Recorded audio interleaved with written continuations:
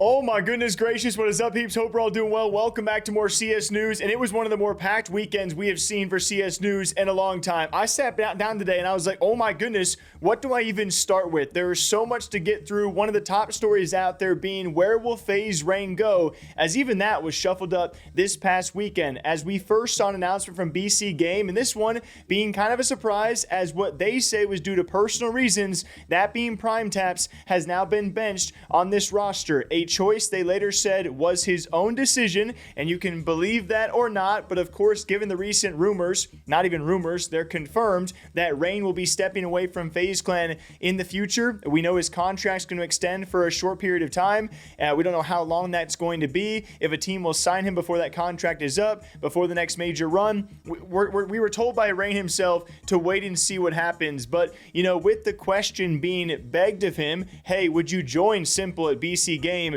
Do you still want to compete? Which he does.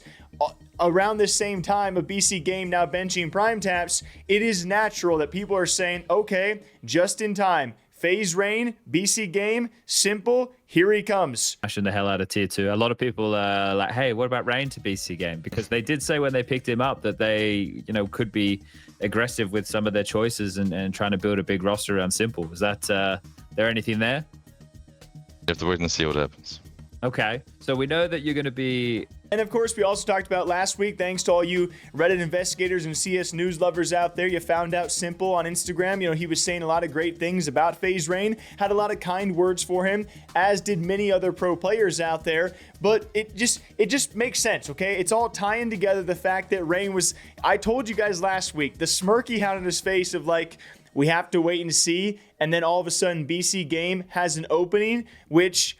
as awkward as it might be, they still had a few more matches to play with PrimeTaps, and they're still trying to make their major qualification run too. So these are very interesting times, and even more interesting because we also found out this past weekend, FaZe Rain is back on FaZe. Yeah, when I first saw the graphic, first saw the tweet, I was like, whoa, did we all get April Fools and they were going to bench Jacob to begin with? Because that's a very mean thing to do. That will not be the case here. As they later clarify, Rain will be stepping in for the remainder of ESL Pro League. Thus is why they actually forfeited their first opening matchup to G2. Apparently some disputes were underway as to what roster they were allowed to use. This, according to a VRS update back in July, they had to have the 3/5 of the lineup who actually got them the invite to this ESL Pro League, technically like finals, land stage, whatever you want to call it, stage 2, whatever. And so that's apparently what got them there. And so they actually had to have Rain step back in. He'll be replacing Jacob. Some people out there wondering, why can't he replace Twist? There was some back and forth of they need these matches to make Twist eligible. Then some back and forth. These matches don't even make Twist eligible. I'm not gonna lie, guys. I don't know why FaZe decided to do this. I don't really mind because it's not gonna be a long-lasting thing. So feel bad for Jacob if you want to. He'll be back in the lineup after the end of ESL Pro League. For me, I'm like, okay, it's just an elongated goodbye of a FaZe player that I do want to see play. And so far throughout Pro League, at the time of me recording, we got a forfeited matchup, then they lose to 3D Max. It is going to be a grueler to get back into this. They are likely out. I mean, it is likely that FaZe Rain will go out of this FaZe lineup and roster with a loss, which I hate to say it, but they've also were put into pretty tough circumstances with this Pro League and a lot of teams turning up. So FaZe Rain, a little extended goodbye. FaZe Clan shifting up the roster yet again, and will he be going to BC Game? That was all just the opening segment, guys, and we're just getting started. Because speaking of hot ESL Pro League teams, and out of context, that line might sound a bit weird, but there were so many of them. We talked for the last week about Inner Circle, a team who, for me, came out of nowhere, and they were performing very hot in the last qualifiers for this stage of ESL Pro League. Hotu was looking insane, taking down teams, I think we said Furia, Bait, Ents, and kind of convincingly over all three of those teams, they continued to look very good. And Gentlemates also coming out of these qualifiers maybe a bit more warmed up, but they came out shooting. A team like Mongolz, they might want to start practicing in between tournaments again because they lost to 2 of those teams. Yeah, Mongolz is in rough shape. But now it's the AKs they have to worry about. And the AKs in these hands of the Mongolians can prove fatal. Faster approach up short as it's this full commitment on the B split. Oh, smoke gets broken and the split gets turned into a one-pronged approach. Dowie at range again, just laying down the law. Huge damage onto everyone, and he'll find 4. What a bloody hold from short. Yeah, dude, ain't that look weak in terms of the take from the Mongolz, right? You're kind of just walking into Dowie, and he just defends with ease. He's on point for the second round. This is the second time of asking as well. They went for it in the prior, trying to get in towards the B bomb site. He was able to hold them back very easily with the lineups. No one could isolate this angle against him. As they lost to Hotu, and that one I think was a bit more of a back and forth, but they also lost to Inner Circle. And at one point you thought on Mirage they had put this series away. I think they were up like 11-5. And Inner Circle, they win 8 rounds in a row to finish off the Mongolz. I mean, you don't see that against a team like the Mongolz very often. It kind of felt like a bit of a breakdown and maybe a wake-up call for these guys who like to take intermittent breaks, and it's been talked about, and it has worked for them in the past. But when you're playing against a freaking hungry team like Hotu or like Inner Circle or like a guy like Dowie, that guy was nuts, and he really sparked the comeback and led this team to beat the Mongolz. With the man disadvantage, can Inner Circle lock this one back in? Ooh, Techno trying to go out window, but things get a little awkward. Swinging around.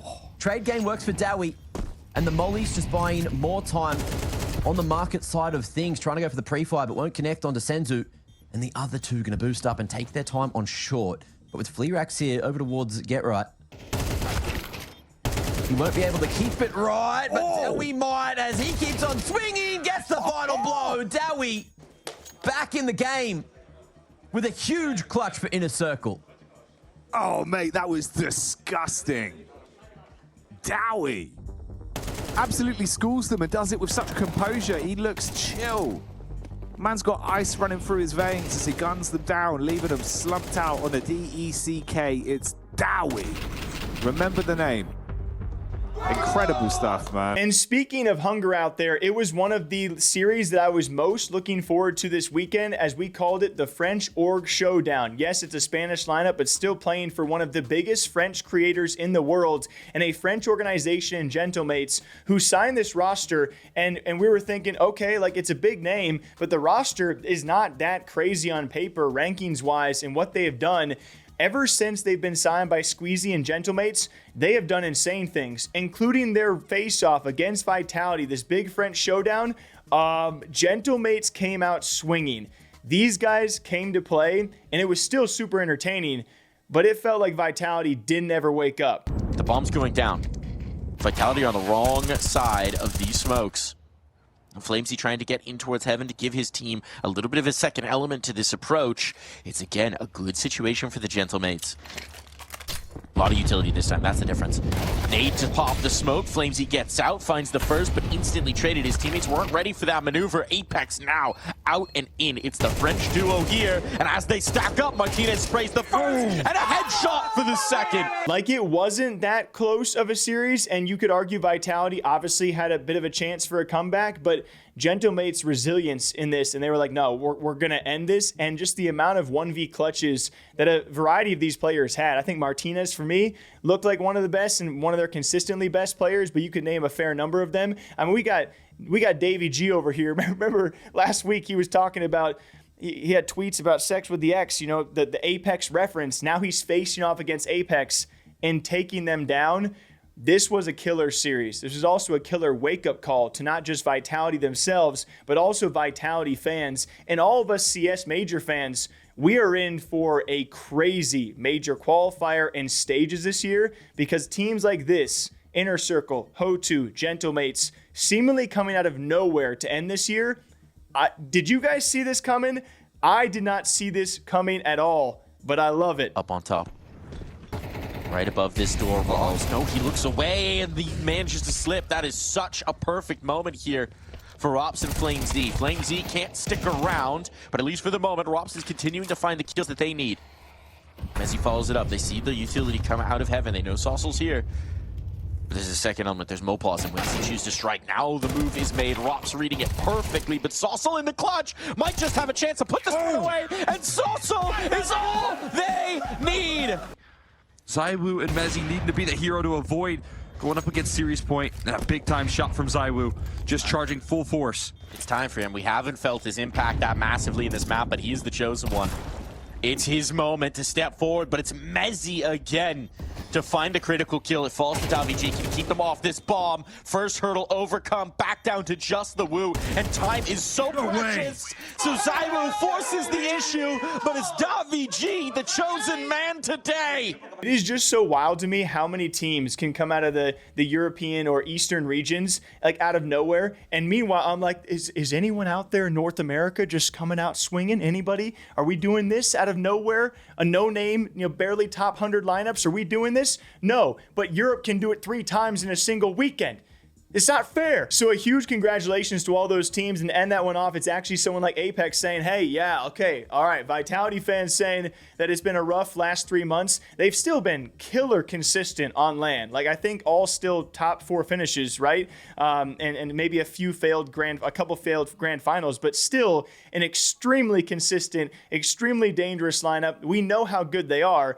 I think it is fair to say it's disappointing when you win everything for the first 6 months of the year to what they've been doing. But Apex says, yeah, you guys maybe been eating a little too well over there. I'm sure they understand those struggles. I think for a lot of fans out there that they've been seeing, I'm sure they see the worst of it. But this Gentlemates thing just kind of seemed like the cherry on top, because it had been a couple missed grand finals or a couple semifinal runs failed, but you're still a top 4 team. But then to lose to a team like Gentlemates, who seemingly, like I said, came out of nowhere, that might have been a tipping point of like concern for fans.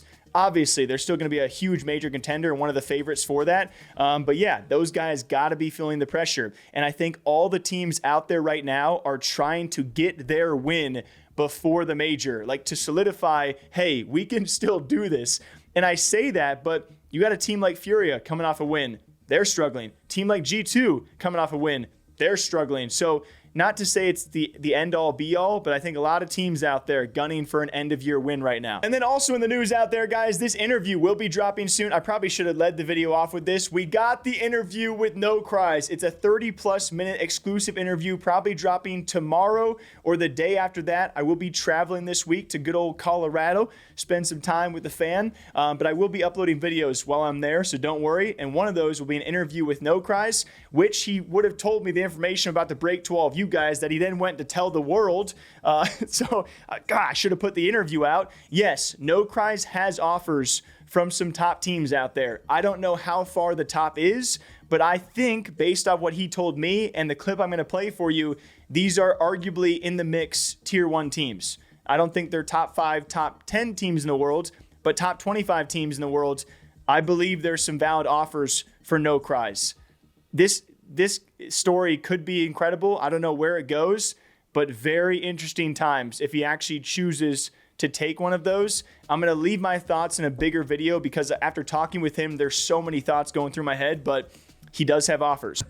Have you had any potential offers come your way? Have any academy teams been in contact? Is anyone trying to sign you early to an organization? I just can say that some teams that was on this tournament, they reached out. There we go. Okay, and what do you make of that? Are you taking your time to make any decision? Are you thinking about maybe playing some pracs or some scrims with some teams? What are you thinking about these offers? Yeah, I of course I have to play some pracs. Right now I'm training on my things to play competitive level. And that is going to do it, folks. Another episode of CS News. And can you do me a favor? If you guys enjoy CS News, if you might want to leave a comment down below, maybe like the video. You don't have to, but I'd really appreciate if you guys could sub to the channel. We try and make almost daily videos, or at least every other day, covering every piece of CS News that I see or enjoy talking to all of you guys about. I really enjoy doing it, and we're slowly approaching 81,000 subscribers. The long haul to 100K. That's the ultimate goal, to get that plaque for this channel so we can keep on doing this thing that I really do love. So thank you all for watching. I will see you soon. It's going to be a great week, a very exciting week for Counter-Strike. We got a lot of things coming and a lot of things to talk about. So keep on talking down below, and I'll see you back here tomorrow morning. Take care, y'all.